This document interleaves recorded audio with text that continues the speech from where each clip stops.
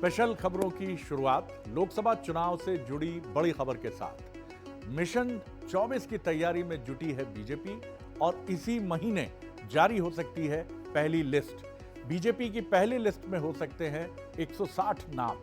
पहली लिस्ट में 30 बड़े नाम भी यानी दिग्गज नेताओं के नाम भी शामिल हो सकते हैं। 2019 में हारी हुई सीटों पर घोषित किए जाएंगे नाम, ये एक रणनीति हो सकती है और जनवरी के आखिरी हफ्ते में जारी हो जाएगी या हो सकती है लिस्ट। तो बीजेपी जुट गई है अपने 2024 मिशन 2024 में। अब इसको ये भी समझिए कि बीजेपी का एमपी मॉडल किस तरह से आपको लोकसभा चुनाव के समय भी रिफ्लेक्शन में नजर आएगा। चुनाव के मध्य प्रदेश मॉडल पर ही चल रही है बीजेपी।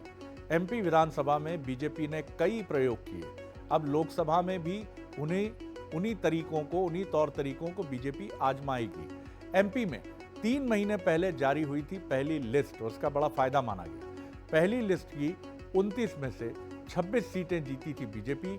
हारी हुई सीटों पर जल्दी नाम घोषित किए गए। तैयारी के लिए उम्मीदवारों को पूरा समय मिला और जल्दी नाम घोषित करने से विपक्ष पर भी एक प्रेशर बनता है, एक दबाव बनता है। तो इस रणनीति को आजमा सकती है बीजेपी लोकसभा चुनाव पर। इस ज़्यादा बातचीत के लिए हमारे साथ जुड़ रहे हैं हमारे executive editor political affairs Manoj. बड़ी दिलचस्प रणनीति है, बड़ा खुलासा बंसल न्यूज़ ने किया है इस खबर में कि जनवरी के आखिर में आ सकती है सूची। हारी हुई सीटों पर पहले आएगी सूची और तकरीबन देश भर में जो महत्वपूर्ण सीटें हैं इसी तरह की, जहां बीजेपी जिन्हें टफ मानती है, 160 सीटों पर डिक्लेरेशन पहले होगा। क्या कहेंगे आप? जी देखिए शरद जी, भारतीय जनता पार्टी को अच्छा प्रतिसाद मिला। कुछ नए प्रयोग हुए, जैसे सांसदों को चुनाव लड़ाया तो उसके रिजल्ट बड़े अच्छे मध्य प्रदेश छत्तीसगढ़ में देखने को मिले, राजस्थान में भी देखने को मिले। अब उसी प्रयोग को आगे बढ़ाने की तैयारी। और आपको याद होगा कि करीब 103 आकांक्षी सीटें मध्य प्रदेश में थी, जिसमें से करीब 75 के आसपास भारतीय जनता पार्टी का ऐसा दावा है कि वो जीतने में सफल रही। उसी तरह अब 160 सीटें पूरे देश भर के भीतर आकांक्षी सीट माना जाएगा। मध्य प्रदेश में एक ही सीट थी जहां चुनौती थी, अगर हम बीजेपी की बात करें, वो थी छिंदवाड़ा। तो सबसे पहला नाम छिंदवाड़ा के लिए जाहिर है, बिल्कुल छिंदवाड़ा भी इसमें दिखाई देगा। और इसके साथ एक और लाइन में जोड़ना चाहूंगा, एक और बड़ी खबर कि जो राज्यसभा के सांसद हैं जिनका कार्यकाल अप्रैल में खत्म हो रहा है, उनको भी भारतीय जनता पार्टी इस बार लोकसभा का चुनाव लड़ाने जा रही। जो 2 बार लोकसभा के सांसद रहे हैं, अब उनको पहले सांसद का चुनाव लड़ना होगा, यानी लोकसभा का चुनाव लड़ना होगा। इस लाइन पर भी भारतीय जनता पार्टी आगे बढ़ रही है। 2-4 दिन में ये लाइन बड़ी क्लियर हो जाएगी और जनवरी के लास्ट में 160 सीटें भारतीय जनता पार्टी घोषित कर देगी, जैसा मध्य प्रदेश और छत्तीसगढ़ में देखने को मिला था। तो इसी लाइन पर बढ़ने की तैयारी की तरफ मुख्यमंत्री मोहन यादव ने जब से कुर्सी संभाली है, सरकार के सख्त तेवर देखने को मिल रहे हैं और एक तरह से ब्यूरोक्रेसी को ये बहुत साफ मैसेज दिया गया है कि सुधर जाओ वरना बदल दिए जाओगे। रीवा में एक बार फिर खुले मंच से मोहन यादव जी ने, सीएम मध्य प्रदेश ने अफसरों को खरी खरी खरी सुनाई। सीएम ने 2 टूक लहजे में कहा, सरकार बदतमीजी कतई बर्दाश्त नहीं करेगी। ये सरकार जनता और गरीबों की है। जनता ने हमें चुना है और सेवा का मौका दिया है। जनप्रतिनिधि और अधिकारी जनता की सेवा के लिए है। ऐसे में जनता के सम्मान से किसी भी प्रकार का समझौता, कंप्रोमाइज नहीं होगा। तो ये आप देखिए कि एक बहुत साफ मैसेज है। और लगे हाथों आपको ये भी बता देते हैं कि किन किन अधिकारियों पर गाज गिर चुकी है। मध्य प्रदेश में ये बहुत चर्चा का विषय बना हुआ है कि काफ़ी सख्त तेवर हैं। आपकी स्क्रीन पर है कि किन किन अफसरों पर गाज गिरी है। औकात दिखाने वाले बयान पर शाजापुर कलेक्टर हटाए गए। एक ड्राइवर ने जब कुछ बीच में इंटरप्ट किया तो कलेक्टर किशोर कन्याल को हटा दिया गया। गुना हादसे पर मुख्यमंत्री काफ़ी सख्त दिखे। टॉप टू बॉटम तमाम जो सीनियर ब्यूरोक्रेट्स थे उनको भी हटाया गया और एसपी कलेक्टर को भी गुना के हटाया गया।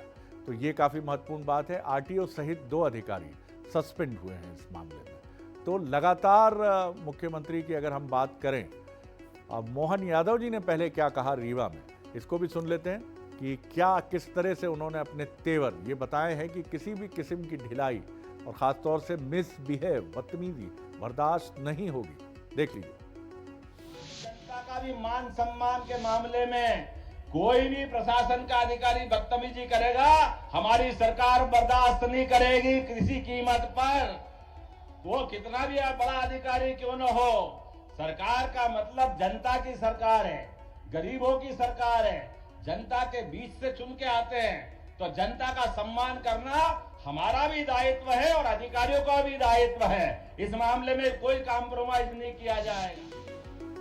तो एक्शन में नजर आ रहे हैं मुख्यमंत्री डॉक्टर मोहन यादव, और उन्होंने कई बड़े फैसले लिए हैं जिनकी चर्चा है, जैसा हमने पहले आपसे कहा। अगर हम बात करें तो आपराधिक तत्वों के खिलाफ ताबड़तोड़ कार्रवाई की तरफ बढ़े हैं। प्रशासनिक स्तर पर अब तक बड़े फेरबदल हुए हैं।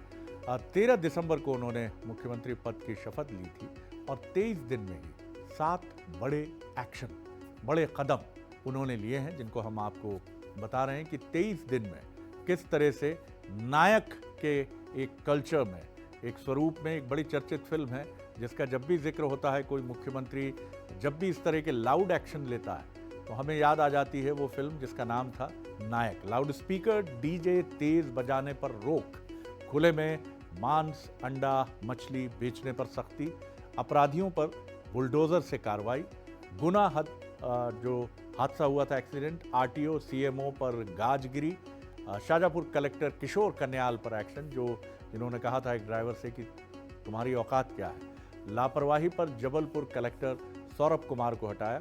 एक प्रमुख सचिव भी इसी मामले में हटाए गए कि दान की खरीदी को लेकर कुछ लापरवाही की बात थी। और मध्य प्रदेश में बड़ी प्रशासनिक सर्जरी मंडे से लेकर उसके पहले भी हो जाए तो कोई हैरत नहीं, एक बड़ी प्रशासनिक सर्जरी मध्य प्रदेश में लाइकली है, होने वाली है, जो जल्दी अपना रूप स्वरूप ले सकती है। और इसमें कई जिलों के कलेक्टर, एसपी और कमिश्नर भी प्रभावित होंगे। बढ़ेंगे अगली खबर की तरफ। मध्य प्रदेश में फिर बड़ी प्रशासनिक सर्जरी हुई है और अगर हम बात करें तो 7 आईएएस अधिकारियों के तबादले हुए हैं। कौशलेंद्र विक्रम सिंह अब भोपाल के नए कलेक्टर होंगे और जो भोपाल के कलेक्टर रहे अब तक आशीष सिंह, उनको इंदौर का जिम्मा सौंपा गया है। अनिल सुचारी को सचिव मध्य प्रदेश शासन नियुक्त किया गया है, वो रीवा के कमिश्नर की भूमिका अब तक निभा रहे थे। संजय गुप्ता इंदौर के नए लेबर कमिश्नर होंगे, श्रम आयुक्त होंगे। गोपाल चंद्र डाड ये रीवा संभाग के आयुक्त होंगे। इलियाराजा टी को पर्यटन विकास निगम के प्रबंध संचालक का जिम्मा सौंपा गया है, जो इंदौर कलेक्टर थे। वहीं श्रीकांत बनोट नगर और ग्राम निवेश के सह आयुक्त बनाए गए हैं। तो ये लगातार मध्य प्रदेश में हम देख रहे हैं कि एक के बाद एक महत्वपूर्ण प्रशासनिक, लेकिन अभी एक बड़ा फेरबदल जो है, जैसा हमने आपसे पहले कहा, वो ड्यू है और लाइकली है विद इन 3-4 डेज। बढ़ेंगे अगली खबर की तरफ। मध्य प्रदेश में 2023 के चुनाव में लाडली बहना जीत का एक बड़ा फैक्टर साबित हुई, ऐसे दावे सामने आए। हालांकि सबसे बड़ा फैक्टर माना गया प्रधानमंत्री नरेंद्र मोदी जी का चेहरा। इसको लोकसभा चुनाव में अब कांग्रेस भुनाने की तैयारी में है। जी हाँ, आपने बिल्कुल सही सुना, बीजेपी नहीं, इसको कांग्रेस भुनाने की तैयारी में। नेता प्रतिपक्ष उमंग सिंगार ने सरकार पर इस मुद्दे को लेकर सवाल खड़े किए हैं। सिंगार ने ट्वीट करके लिखा है कि पात्र और अपात्र, यानी इस योजना की जो पात्र और अपात्र महिलाएं हैं, उनकी छटनी शुरू हो गई है। पात्र हितग्राहियों की सूची को बैंकों को भेजने के लिए कहा गया है। पिछली लिस्ट से लाडली बहनों को मदद दी जा रही है, तो क्या वो पात्र नहीं है?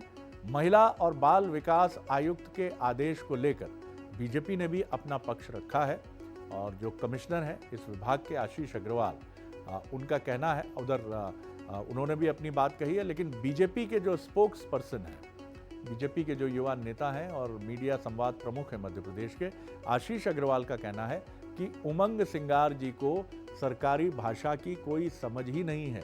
तो क्या कुछ ये वर्बल डुएल भी हुई है, इसे भी सुन लीजिए।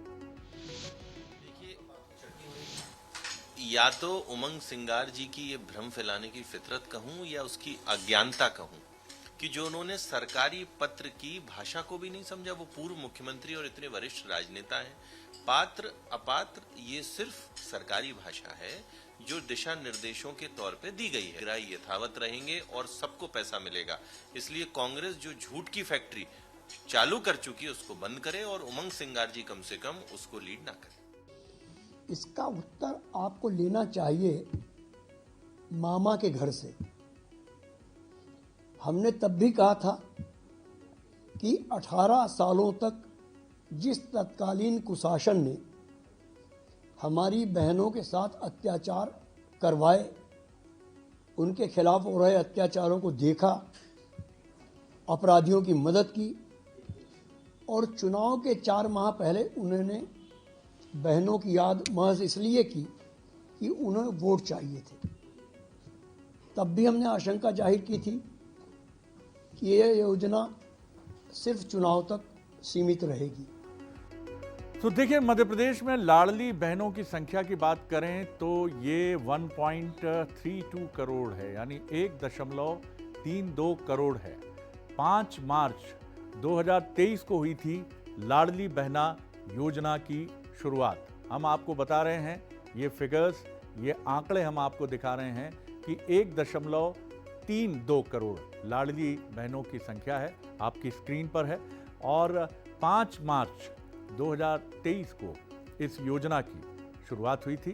तो इस तरह से ये योजना आगे बढ़ी, जो अब मध्य प्रदेश में कहीं ना कहीं एक वर्बल डुएल की तरफ, एक जुबानी जंग की तरफ जाती हुई दिख रही है। लाडली बहनों के खाते में करीब करीब 1000 रुपए हर महीने आते हैं और इसको लेकर अलग अलग तरह के दावे भी रहे हैं। दावे ये भी कहते रहे हैं कि बड़ा बेनिफिशियल रहा है अगर हम लाडली बहनों की बात करें।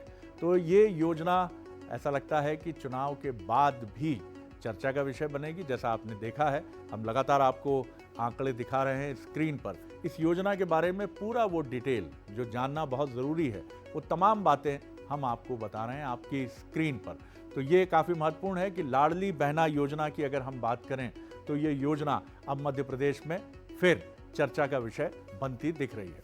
छत्तीसगढ़ बीजेपी ने लोकसभा चुनाव की तैयारियां तेज कर दी हैं। रायपुर में बीजेपी की 6 घंटे मैराथन बैठक चली, जिसमें लोकसभा चुनाव की रणनीति पर मंथन हुआ।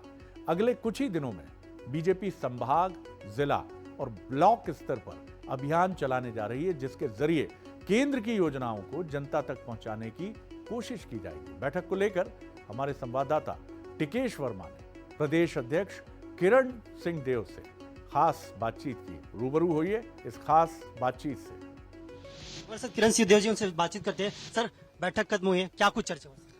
सभी विषयों पर चर्चा हुआ है। ये भारतीय जनता पार्टी की हमेशा से परंपरा रही है। भारतीय जनता पार्टी किसी भी कार्य योजना को लेकर वरिष्ठ नेताओं के साथ बैठक, सभी के सुझाव को लेकर हमारे 11 के 11 लोकसभा सीट को जीतने का लक्ष्य, किस तरीके से आगामी दिनों में कार्य योजना को अंजाम देना है। हमारे जिले पर और हमारे मंडल स्तर तक, बूथ स्तर तक के कार्यकर्ता बड़े मनोयोग से हमारे छत्तीसगढ़ की श्रेष्ठ जनता के बीच जाकर और किस तरीके से कार्य योजना को संपादित करना है, इस विषय पे पूरी चर्चा। मोदी की गारंटी और मोदी सरकार की गारंटी, दो बड़ी चुनौती है, कैसे पहुंचाएं? क्योंकि 5 साल तक आप लोग ये कहते रहे कि केंद्र सरकार की योजनाओं को रोका गया, मोदी सरकार की गारंटी को रोका गया। नहीं, हमारे मुख्यमंत्री जी बनते ही, हमारे सरकार बनते ही आप देख लीजिए 3 दिनों के अंदर मुख्यमंत्री जी ने निर्णय लिया, बकाया 2 वर्ष के बोनस की राशि का 3716 करोड़ रुपए किसानों के खाते में चले गए। ये शुरुआत है बनते ही साथ। और सभी कार्य योजनाओं पर मैतारी विंदन का हो, सारे चाहे हमारा धान का 3100 का हो, 21 क्विंटल धान का, सभी पर स्वीकृति प्रदान करके भेज दी गई है। 18 लाख परियों को प्रधानमंत्री आवास की दृष्टि से भी निर्णय लिया गया है मुख्यमंत्री जी द्वारा। निश्चित रूप से शने शने सारे कार्य योजना पूरी होगी। मोदी है तो मुमकिन है, मोदी जी की गारंटी की सारी बातें निश्चित। 11 के 11 विधानसभा, 11 की 11 विधान लोकसभा, 11 की 11 लोकसभा। हमारे साथ बीजेपी के प्रदेश अध्यक्ष किरण सिंह देव, जिनका साफ तौर पर कहना है कि 11 के 11 लोकसभा सीटों पर कब्जा करने की तैयारी। राहुल के साथ बंसल न्यूज रायपुर, छत्तीसगढ़। तो ये थे आत्मविश्वास से भरे हुए बीजेपी के प्रदेश अध्यक्ष। और अब छत्तीसगढ़ की राजधानी रायपुर से राम लला की तरफ चलते हैं, सीधे अयोध्या की तरफ चलते हैं। अयोध्या में 22 जनवरी को राम लला की प्राण प्रतिष्ठा होनी है और इसके लिए वो प्रतिमाएं भी चुन ली गई हैं जिनकी स्थापना गर्भगृह में होनी है। इस बीच अयोध्या का जो पुरानी बाल लला, राम लला की जो बाल स्वरूप का विग्रह है, उसको लेकर बड़ी चर्चा रही और कांग्रेस के दिग्गज नेता और राज्यसभा सदस्य दिग्विजय सिंह जी ने ये सवाल भी खड़ा किया कि आप नई प्रतिमा गर्भगृह में स्थापित कर रहे हैं, तो आखिर राम लला की पुरानी मूर्ति कहाँ गई?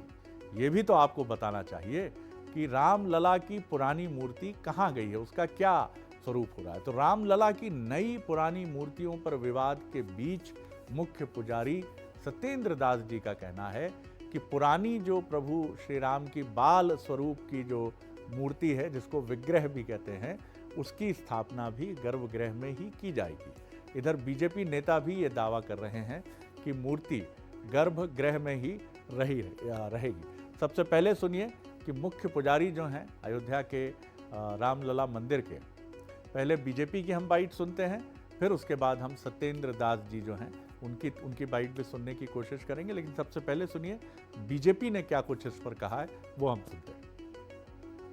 मुझे कोई न्योते की आवश्यकता नहीं है, हमारे हृदय में बसे हैं भगवान राम।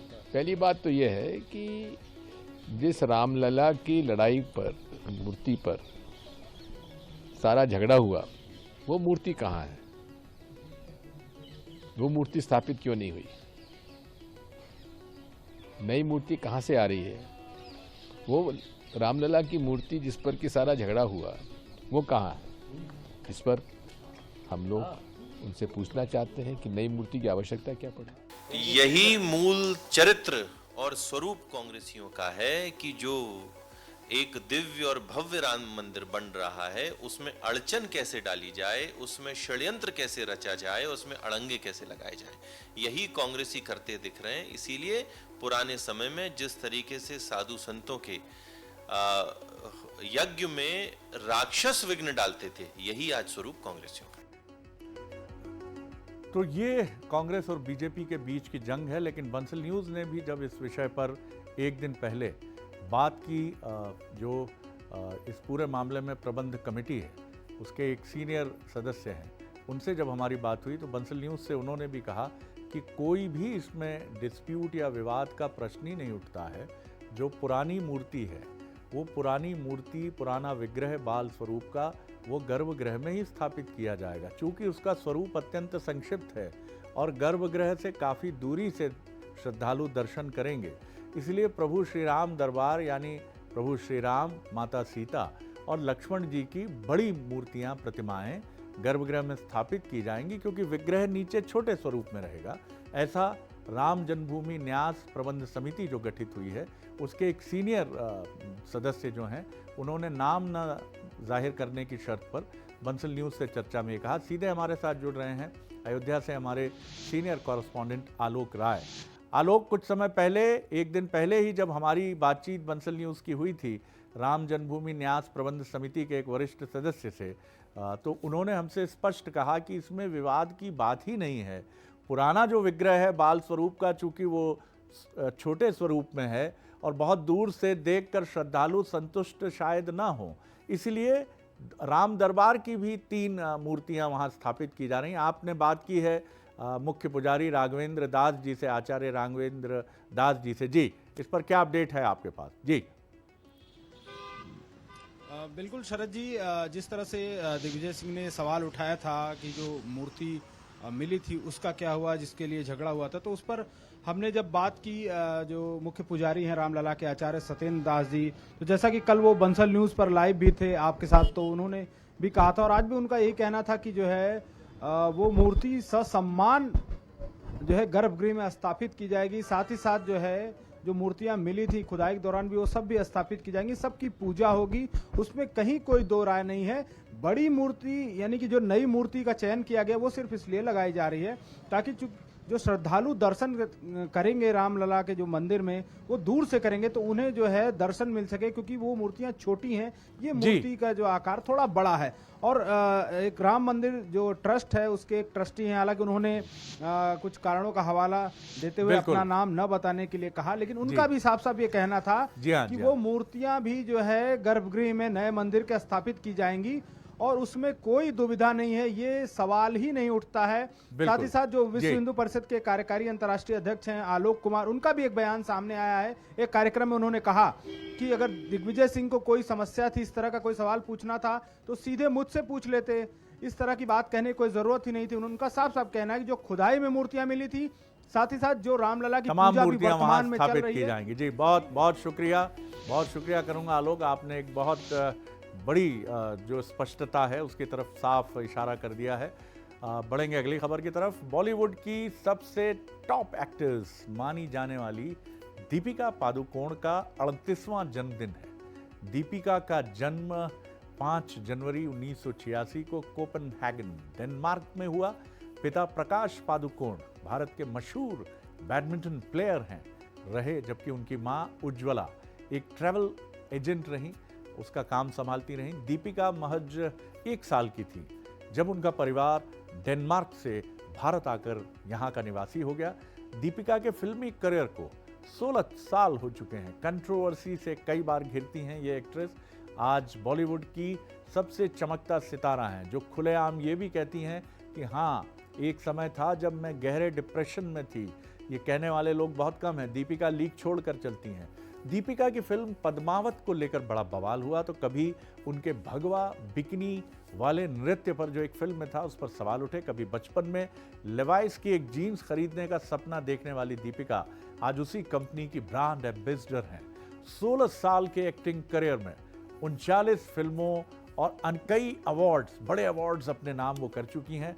साल 2023 में दीपिका 2 ब्लॉकबस्टर फिल्म्स जवान और पठान, सारे रिकॉर्ड ही तोड़ दिए मोहतरमा की इन फिल्मों ने। दोनों फिल्मों से करीब कितना 2200 करोड़ का बॉक्स ऑफिस कलेक्शन करने वाली वो इकलौती एक्ट्रेस रही दीपिका। आप इसी तरह एंटरटेनमेंट इंडस्ट्री की क्वीन बनी रहिए और जन्मदिन पर आपको मंसल न्यूज़ की तरफ से बहुत बहुत शुभकामनाएं। T20 क्रिकेट के रोमांच के लिए तैयार हो जाइए। पुरानी जो मायूसी है उसको छोड़ दीजिए वनडे की। अब T20 एक नई दुनिया है। आईसीसी ने मेंस T20 वर्ल्ड कप का शेड्यूल जारी कर दिया है। टूर्नामेंट 1 से 29 जून तक वेस्ट इंडीज और अमेरिका के 9 शहरों में होगा। भारत और पाकिस्तान एक ही ग्रुप में है। कब होगा मैच? दोनों के बीच ग्रुप स्टेज का मुकाबला 9 जून को न्यूयॉर्क में खेला जाएगा। फाइनल मुकाबला 29 जून को वेस्ट इंडीज के बारबाडोस शहर में होगा। T20 वर्ल्ड कप में पहली बार 20 टीमें शामिल हो रही हैं। अमेरिका इसकी लोकप्रियता को भुना रहा है, इसीलिए इस बार का T20 world cup West Indies America मिलकर कर रहे हैं। इससे पहले के 2 संस्करणों में एडिशंस में 16-16 टीमें थीं। इंग्लैंड डिफेंडिंग चैंपियन है, जबकि भारत ने 2007 में पहली बार टूर्नामेंट और इसका खिताब जीता था। तो गुड लक इंडिया, आगे बढ़ो, भूल जाओ पुरानी मायूसी को। तो चलिए, इसके साथ ही इंडियन टीम को, आपकी सबकी, हमारी 140 करोड़ से ज़्यादा इंडियंस की, भारतीयों की, हिंदुस्तानियों की शुभकामनाएं। और वक्त है अब आपसे इजाज़त लेने का, तो मुझे दीजिए इजाज़त। गुड नाइट, शुभ रात्रि और शब बखैर।